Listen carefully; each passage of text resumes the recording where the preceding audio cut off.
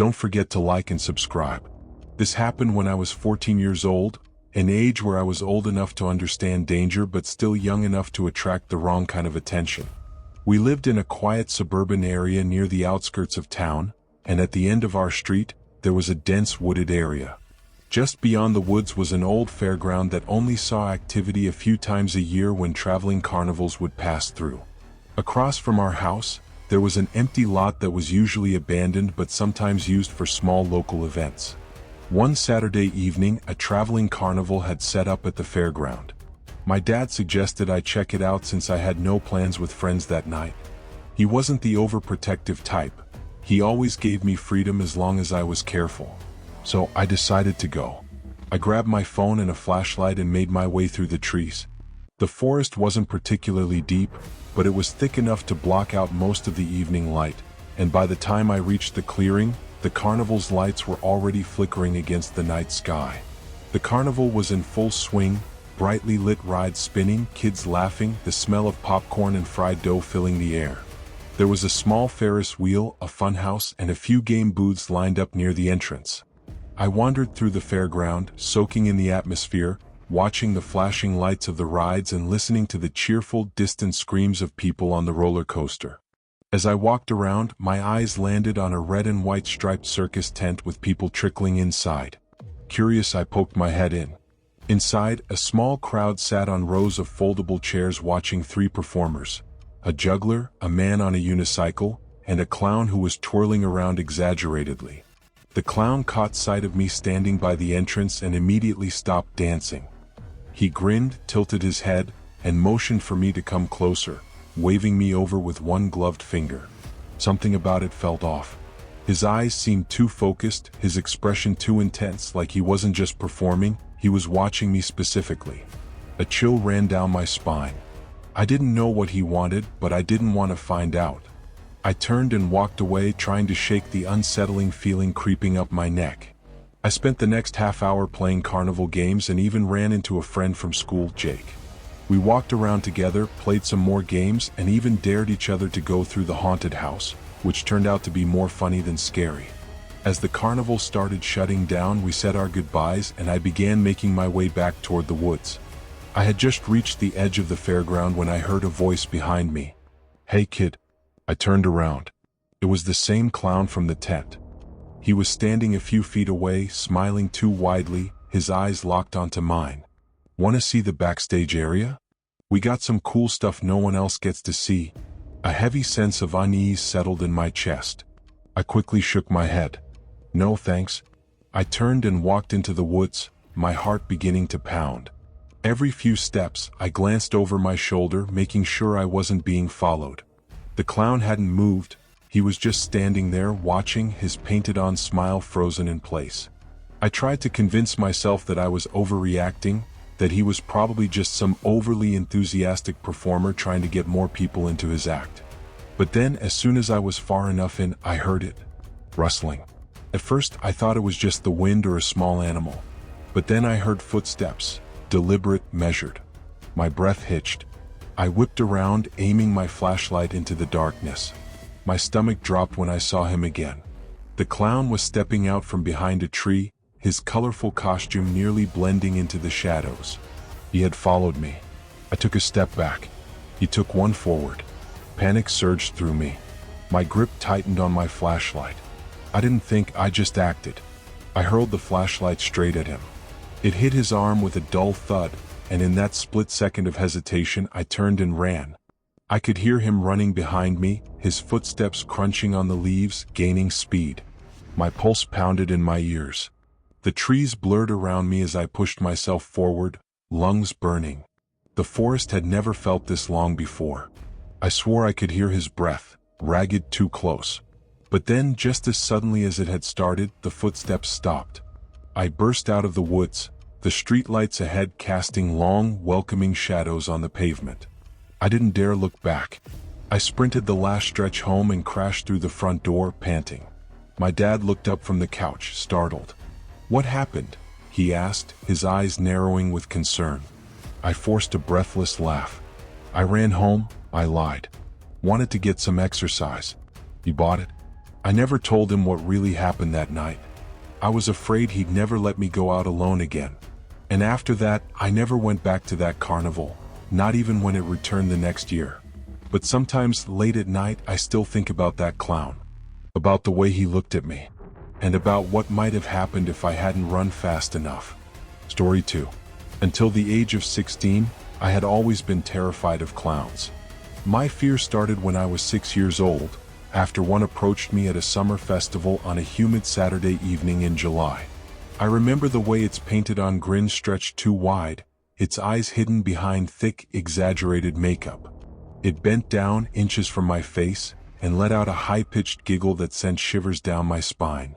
My parents laughed it off, but I was frozen in fear. From that moment, clowns haunted my nightmares, and even pictures of them made my skin crawl. Years later, on a school break, my parents were out of town, and my older sister was staying at a friend's house for the weekend. It was just me in our quiet suburban home, and I was looking forward to spending the time relaxing.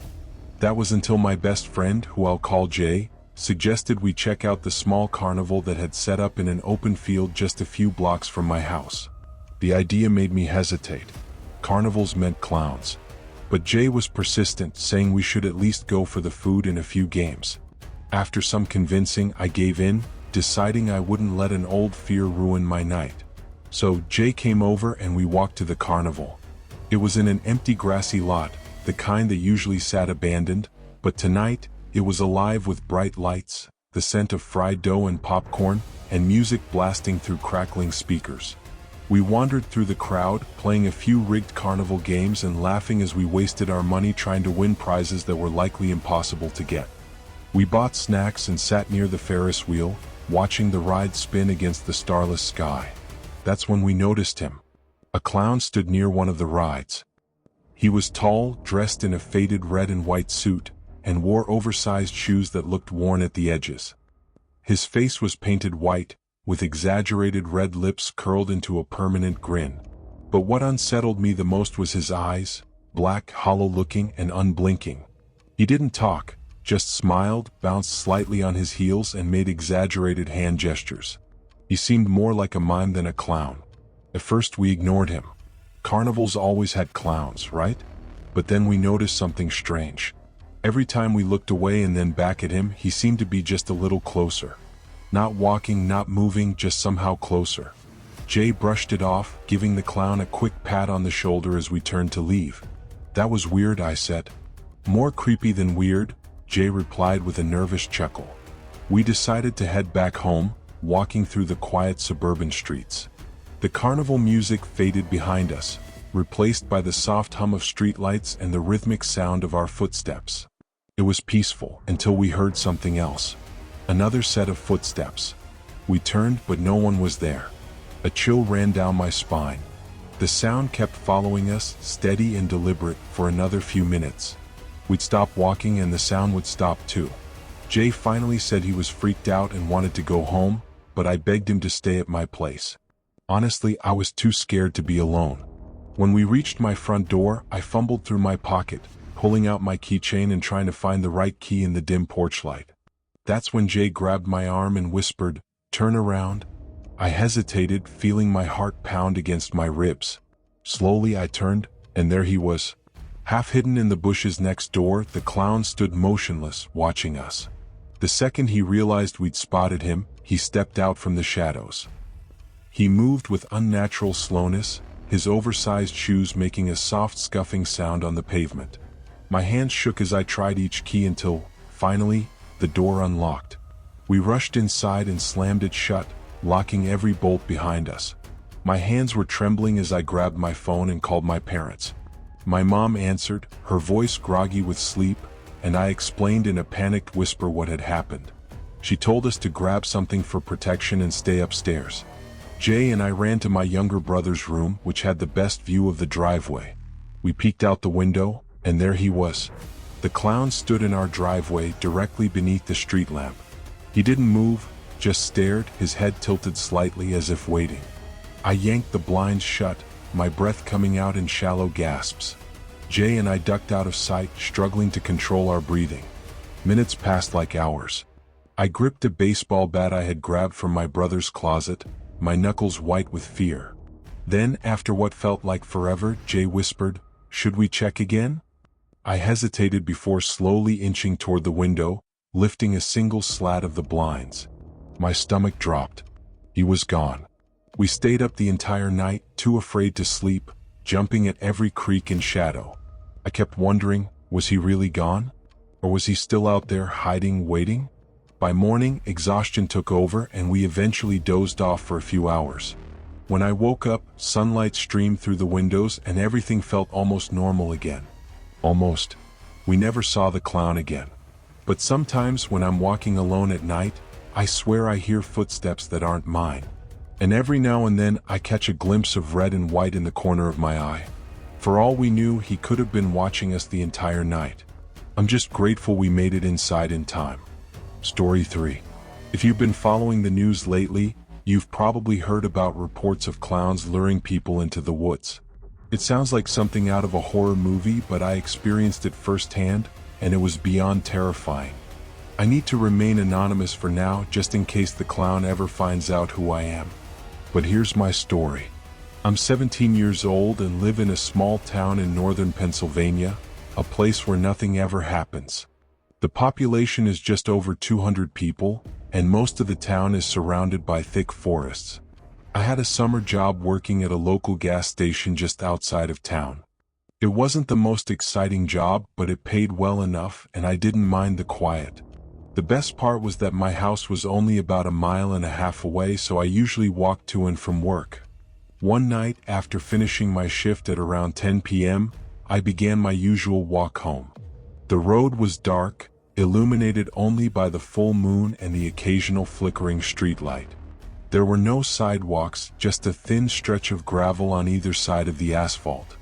The woods on both sides were dense, with tall pines and thick underbrush that made it impossible to see more than a few feet in. Crickets and frogs sang loudly, creating a wall of sound that made me feel like I wasn't alone. I was about halfway home when I heard something strange: laughter. It was faint but distinct, a high-pitched, unsettling giggle that sent a chill down my spine. I pulled out my earbuds and stopped walking. Maybe it was part of my music? I stood completely still, listening, but all I could hear was the usual night sounds of the forest. I convinced myself it was nothing and kept walking. The next day on my walk to work, something caught my eye. A bright red ball was lying just off the road in the dirt. Curious, I picked it up and squeezed it. Squeak. It was a clown nose. A wave of unease washed over me. What was a clown nose doing way out here? I shrugged it off, thinking maybe some kid had lost it and took it with me to work. When I showed it to my coworkers, they laughed, and I even put it on for fun. It seemed harmless at the time. That night, as I walked home, I left my earbuds out. Something about the past night's experience made me feel like I should be more aware of my surroundings. About 15 minutes into my walk, I saw something ahead, just a dark figure standing in the middle of the road. My heart rate picked up. At first, I thought it was a deer frozen in place. But as I got closer, it moved, quickly, darting into the woods. That's when I knew it wasn't a deer. A few steps later, I heard it, footsteps behind me. Slow, deliberate. I swallowed hard, trying to stay calm. Then a voice broke the silence. "Hey there." I turned around, my blood running cold. A clown stood in the middle of the road, hands behind his back. His costume was baggy and filthy, the colors stained and faded. His makeup was smeared, blackened around his eyes, which stared at me with unsettling intensity. "You have something of mine," he said. His voice was sing-songy, almost playful. He tilted his head to the side and let out a quiet chuckle. I felt my throat go dry. I don't know what you're talking about," I stammered, slowly stepping backward. "Well," the clown said, his voice suddenly lower, "if you don't have my nose, I'll have to take yours." He pulled something from behind his back. My stomach dropped. It was a knife, long and gleaming under the moonlight. Without thinking, I turned and sprinted down the road as fast as I could. Behind me, I could hear him running too. Bare feet slapping against the pavement, the knife dragging along the road, making a sickening scraping sound. He let out another giggle, this one louder, more manic. I pushed myself harder, lungs burning, legs screaming. My house was still too far away. I could hear him getting closer, his footsteps quickening. I didn't dare look back. Then, suddenly, a pair of headlights appeared over the hill ahead of me. A truck. Desperate, I waved my arms, screaming for help. The truck screeched to a stop. I turned to look behind me, and the clown was gone. The driver jumped out and asked what was wrong. I breathlessly explained everything, and he immediately called the police. They searched the area, but no one was found. No footprints, no clues, nothing. I never walked home at night again. To this day, I have no idea where that clown came from, where he disappeared to, or why he chose me. But after hearing about other sightings across the country, I can't help but wonder, is this just the beginning? A cult? A group of terrifying individuals preying on people in the dark? I don't know.